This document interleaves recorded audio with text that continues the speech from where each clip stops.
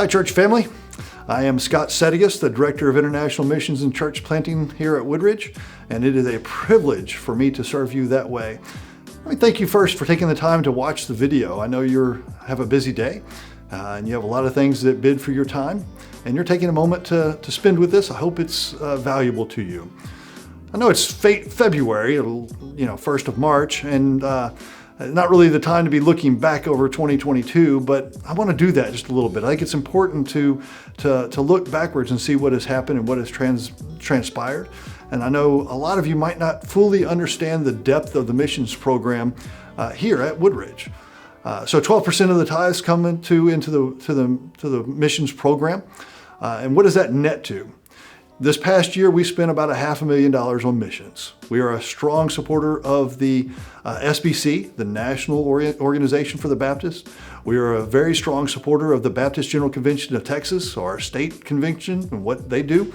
And also a strong contributor to the UBA, the Union Baptist Association, which is the Houston-based Baptist Association, which happens to be the largest gathering of Baptist churches in the nation, right here in Houston. And they are a strong force for doing ministry work here in the Houston area and gathering churches together and getting them to proceed with the gospel into ways into areas that need it the worst, and identifying those ways to program in. So it's an honor and a privilege that we have to be able to serve and work and fund those organizations. And beyond that, we as a committee have identified 5 different organizations that we support at a very high level. And I know a lot of you here at Woodridge volunteer at Mission Northeast, and that is one of the people that we fund each month. The Baptist Centers of Houston, our Mission Centers of Houston, we have in our congregation, we have members that sit on the board for that and organize that, and we also fund that.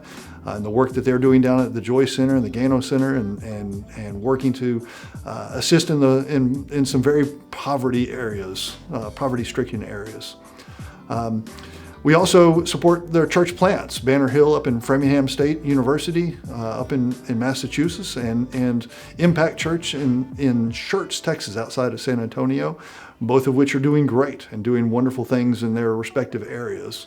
And then also we have different IMB missionaries that we support to their ministry accounts, and the effectiveness that has had has been reported back to us on a number of different occasions, that they're able to do things that their other partners nearby cannot do because they don't have that kind of access to resources. So it's great things that are happening and that we're doing. I also wanted to kind of talk about where we're headed as well. I shouldn't ever look backwards without also looking forward. This year we have 5 international trips planned. I leave in a couple of weeks to go to Mexico with a team of about 10 other people. And then after that, we're having a hiking trip in Central Asia, and also a trip to Japan and Honduras possibly at the end of the year. I've got a number of things coming on, but we'll end up the year with 5, and I think that's a good solid number post-COVID to get back into the field of international missions again and doing things. I just recently got back from a trip to Africa, working with an organization that I hope to partner with moving forward, a church planting organization there in Africa. And I look forward to what we're going to be doing in the future, 24 and 25, with them and all the opportunities that's going to provide. There's things out there for us to do, and there's resources that we have to make available to do those things.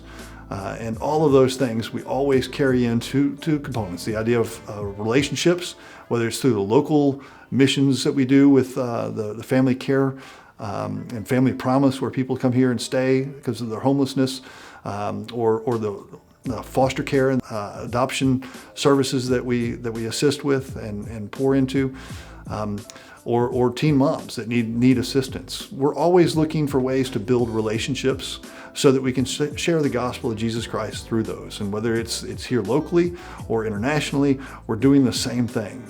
Always working with the local church internationally, always working through our church and the people here in this community, in the local program, but it's all to share the gospel of Jesus Christ and reach those that are lost and that are unsaved, so that they can have all the benefits of life with Christ. Looking even farther forward into 25 or into 24 and 25, we're gonna grow those 5 trips to 10 and maybe even 15 if we can continue to find partners that we're looking to partner with. There's so many great things going on and things that we're doing. Not too long ago, we supported some folks that were able to respond to the earthquakes in Turkey, and we sent $5,000 to them to get started in doing some earthquake relief there on the Turkey and Syrian border. And if you go to our website, woodridge.org, you can find a link if you're so inclined and desire to do so, to contribute to that fund as well. It's a send organization link, and that'll go directly to them to service that area and serve them. I'd ask you to pray about what you would be involved with. There's much opportunities coming up. One of the things with the local program is human resource needs. We need people that are willing to step out of their comfort zone and serve in these different opportunities, whether it's praying for somebody, whether it's encouraging somebody, whether it's taking a sonic drink to a teacher. There are just many opportunities for us as a body to be engaged in a way of building relationships so that we can share the gospel of Christ. Look at the different opportunities, get with Heather and I. We can share those different needs. What I really want from you as our church family is to be in prayer about what God would have you do. Proverbs 3, 5, and 6 tells us to trust in the Lord with all your heart and lean not on your own understanding. That is so hard for us to do.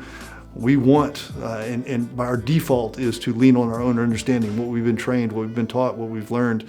But the Bible says, leave that alone for a minute and trust in the Lord first, and lean not on your own understanding. In all your ways, acknowledge Him. Everything we do, we need to acknowledge Him, and He will direct our paths in those things.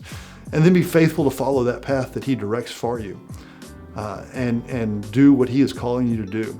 I look forward to what the year is going to hold, and having the opportunity to share again later on what we've done and where we're headed and what we're doing to service the mission ministry of this church and this body. But we can't do it alone. It requires you and your involvement.